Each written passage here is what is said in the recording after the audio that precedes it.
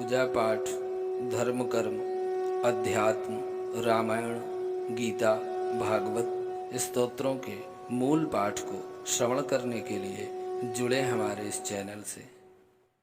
जय श्री राम, श्री गणेशाय नमः, जय हनुमान।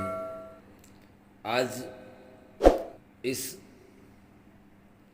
शारीरिक स्वच्छता के क्रम में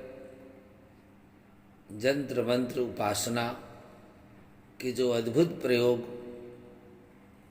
आपको बताए जा रहे हैं, उसमें से एक व्याधि होती है जिसको आधा सीसी कहते हैं।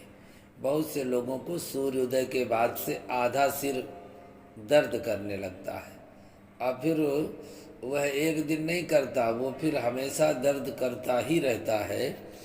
अद्भुत मंत्र है उसके लिए।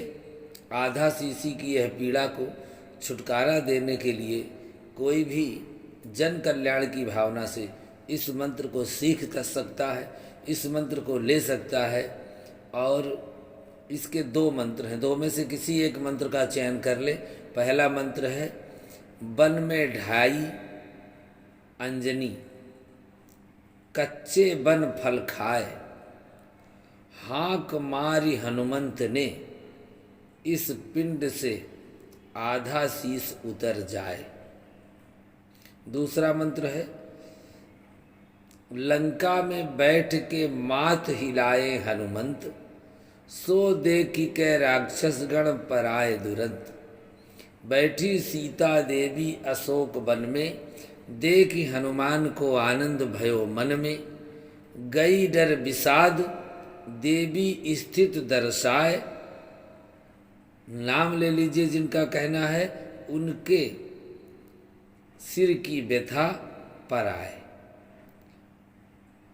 उनके नहीं कछु पीर कुछ भार।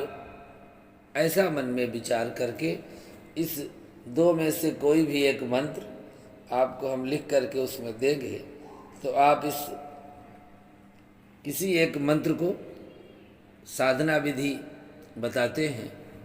पहले मंत्र की विधि यह है कि पीड़ित व्यक्ति को दक्षिण की ओर मुंह करके बैठाल दीजिए और अपने दाहिने हाथ में रोगी के सर पर हाथ रख दीजिए। अपना दाहिना हाथ रोगी के सिर में रख दीजिए। 100 बार इस मंत्र को पढ़ना है और पढ़ने के बाद में फूंक देना है। रोगी का दर्द आश्चर्यजनक रूप से समाप्त हो जाएगा, एक ही बार में दर्द चला जाएगा। यह हजारों बार किया हुआ प्रयोग है। बस इस मंत्र को ग्रहण काल में जगाते रहना है।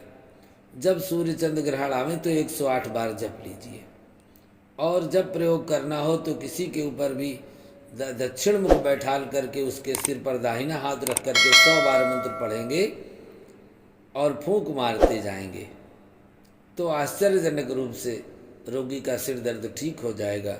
इसी तरह से दूसरे मंत्र की जो साधना विधि है, तो एक स्वच्छ कपड़ा बिछा करके सफ़ेद वस्त्र धारण करके रोगी को भी सफ़ेद वस्त्र ही पहनाना है।